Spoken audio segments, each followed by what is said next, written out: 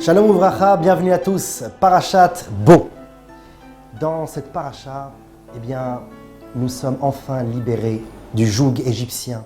Pendant 210 ans d'esclavage, le peuple juif, dans une abnégation totale, est enfin libéré des chaînes de l'étroitesse de l'Égypte, et l'Égypte morale, et bien sûr l'Égypte physique. Lorsque, à la veille de cette sortie en grande pompe d'Égypte, le 15 Nissan de l'année 2448, la veille, le 14 Nissan au soir, Dieu demanda au peuple juif de s'enfermer chez soi, en tant que signe, en tant que symbole, mais bien sûr c'est plus profond que cela, de mettre du sang d'agneau autour des linteaux des portes et de sacrifier cet agneau en tant qu'agneau pascal et de le manger pour le soir de Pessah. Car ce soir est un soir pas comme les autres. Dieu va exécuter la dernière sentence, la dernière plaie, celle qui va subjuguer l'Égypte, celle qui va transformer tout ce que nous avons vécu jusqu'à maintenant.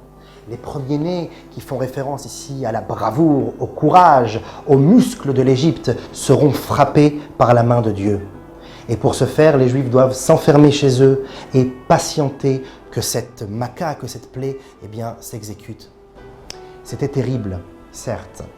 Mais ce qui était encore plus terrible, c'est qu'il y avait une certaine tranche de Juifs, d'Hébreux, qui n'ont toujours pas cru après les 9 plaies précédentes et tous les miracles et toutes les promesses ont eu toujours des doutes sur Moshe et sur Dieu. Et ce soir même du passage de Dieu sur l'Égypte, quittent leur maison et vont voir leurs voisins égyptiens, leurs amis, pour les soutenir et pour dire « Nous aussi, nous sommes d'accord avec vous, cela n'en est rien, il ne se passera rien du tout. » Ça, c'était encore plus terrible. Vous savez, il est écrit que 1/5 des Juifs quittèrent l'Égypte. C'est-à-dire que 80% de la population hébreu ne quitta pas l'Égypte. Bon, bien sûr, il y a de nombreuses explications disant qu'il y avait des mariages mixtes, etc. Et à l'intérieur de ces Juifs qui étaient en réalité pas des vrais Hébreux, Dieu les fit périr, les fit mourir pendant la plaie de l'obscurité afin que le peuple ne voie pas que Dieu punit son peuple, punit le peuple juif. Mais le 1/5 qui sortirent d'Égypte sont ceux qui ont eu la capacité de véritablement croire en Dieu, croire en Moïse, son serviteur, et enfin sortir et se libérer des chaînes de l'Égypte. Lors de cette maca, de cette plaie de Bechorot, la plaie des premiers-nés, il est dit 2 textes qui a priori sont contradictoires l'un à l'autre, bien qu'ils parlent de la même chose. Le premier texte est écrit dans le chapitre 11, verset 4, il est dit « Kechatzot alayla ani yotse betoch Mitzrayim » Vers minuit, à minuit, je sortirai, dit Dieu, vers l'Égypte, dans l'Égypte. Plus tard, dans le chapitre 12, verset 12 de notre paracha, bien sûr, il est dit « Ve'avarti » et j'ai passé Be'eretz Mitzrayim balayla hazeh, cette nuit-là dans l'Égypte. Une fois, Dieu dit je sortirai, et une fois, je suis passé. J'ai traversé. 2 termes qui évoquent le même sujet, mais qui a priori ne sont pas les mêmes. On sait très bien que le fait de sortir, c'est de se déplacer d'un point A précis vers un point B précis, et j'ai ici un objectif carré et précis. Alors que la traversée, c'est que j'ai besoin d'arriver au point C, et que pour ce faire, il faut traverser le point B. A, B, C. Pour arriver au point C, je passe par le point B. Mais le point B n'est pas un but en soi. Le but en soi, c'est le C. Alors que sortir, il y a un objectif bien précis. Donc 2 termes contradictoires pour le même sujet.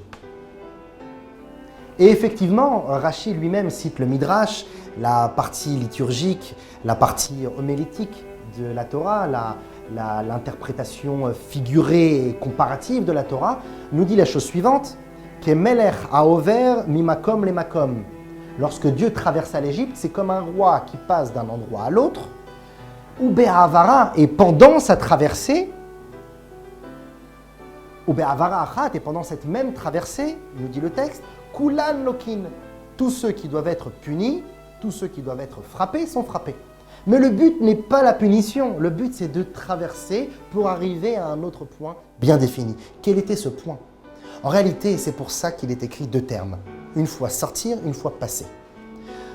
Le but de Dieu, c'est de sortir vers l'Égypte. Pourquoi sortir? Car il faut sortir d'Égypte, il faut que le peuple se libère.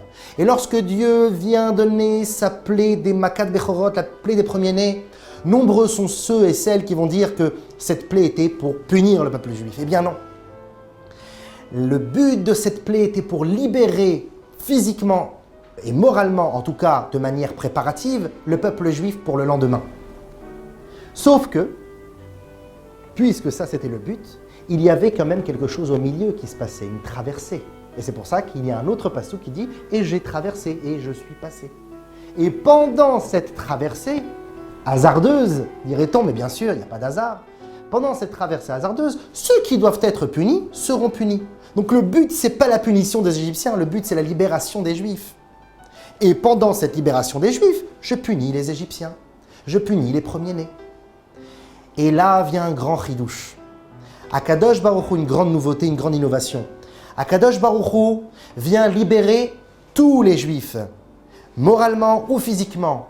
C'est-à-dire que même ceux qui ont quitté leur maison, comme on a dit au début, au milieu de la nuit, n'ayant aucune crainte, aucune peur de la prédiction, de ce qu'on leur avait dit, que Dieu passerait, qu'il fallait se cacher, délibérément sortir de chez eux pour aller rejoindre les Égyptiens, devraient normalement mourir.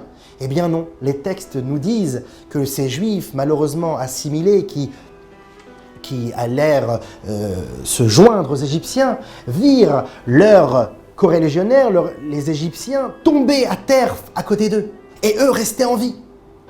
Dieu a voulu prouver ici que Afalpi Shechata Israël ou même s'il a fauté, il reste Israël. À toi maintenant d'avoir la volonté de faire le bon choix. Dieu laissait en quelque sorte une dernière chance. Et nos sages nous disent que dans les 1/5 de ceux qui sortirent le lendemain d'Égypte, eh bien à l'intérieur de ce 1/5, dans ces 20%, se trouvait une grande partie de Juifs qui avaient quitté leur maison cette fameuse nuit délibérément avec insolence envers Hachem, mais qui avaient fait tchouva juste après avoir vu les Égyptiens mourir près d'eux. Ils étaient revenus à eux-mêmes. Akadosh Baruch Hu, eh bien pour lui, aucun Juif n'est trop éloigné. Il allait voir même ceux qui étaient prêts à l'abandonner délibérément après tout ce qu'ils avaient vu. Cette action de Dieu n'est pas seulement divine et purement éloignée des hommes, puisqu'il est dit « Dieu est miséricorde, alors sois miséricorde. Dieu est pieux, alors sois pieux. Ce que fait Dieu, nous pouvons le faire, car c'est un professeur, c'est un maître qui arrive à transmettre à ses élèves des notions acceptables, des notions possibles, puisque lui-même les fait d'une manière qu'il nous le prouve que nous pouvons le faire. Eh bien, lorsque Akadosh Baruch Hu met de côté, entre guillemets, cet ego divin qui aurait pu dire « Ah, vous m'avez été insolent, vous avez quitté vos maisons, délibérément, je vais vous punir ». Eh bien non, Dieu pardonne, Dieu vient les chercher, leur donne une autre chance. Mais surtout, l'enseignement à tirer pour tout à chacun, c'est que de nos jours, l'expansion de la Teshuvah et puis la démocratisation du judaïsme est aujourd'hui très, très ouverte. Et tout le monde essaie de faire du kirouv, de ramener des juifs à la Torah, aux mitzvot. Mais combien sommes-nous capables de mettre de côté, par rapport à notre ego, pour sauver un autre juif? Combien sommes-nous capables de sacrifier du temps, de l'argent pour sauver un autre? Bien sûr que nous voulions que les Juifs apprennent la Torah, découvrent l'univers magnifique des mitzvot. Bien sûr. Mais sommes-nous capables d'aller les chercher même dans leur Égypte spirituelle? Sommes-nous capables d'aller les chercher dans la plus grande des bassesses, dans malheureusement cette saleté physique de ce monde, et de les retrouver là-bas et leur dire « Même si vous êtes cachés chez des Égyptiens, je vous retrouverai. Et vous êtes avec moi et je vous sauve. » Eh bien, c'est ce que nous devons être. Nous devons être ce maître qui est capable de faire abstraction de son temps, de son ego, de sa personnalité, même de sa discipline, de ses règles, faire des fois des abstractions de règles, afin de descendre vers les plus démunis, et non pas seulement matériellement, mais des fois surtout spirituellement, car des fois, eh bien, la bassesse matérielle est beaucoup moins importante que la bassesse spirituelle. Un homme peut être pauvre matériellement, mais être pauvre dans son esprit, il n'y a pas pire. D'aller chercher ces gens-là et de les ramener. Et c'est la raison pour laquelle le Navi, le prophète, Yishaya, Isaïe, nous dit « Ve'atem teloktu », c'est que vous récolterez. Viendra un jour où vous récolterez les echad, chacun, un par un, chacun avec son caractère, avec sa capacité, son niveau. Béné Israël, puisqu'ils sont tous des Juifs. C'est ce que nous enseigne Akadosh Baruch Hu dans cette paracha, qu'il n'y a aucun Juif trop éloigné. À la semaine prochaine.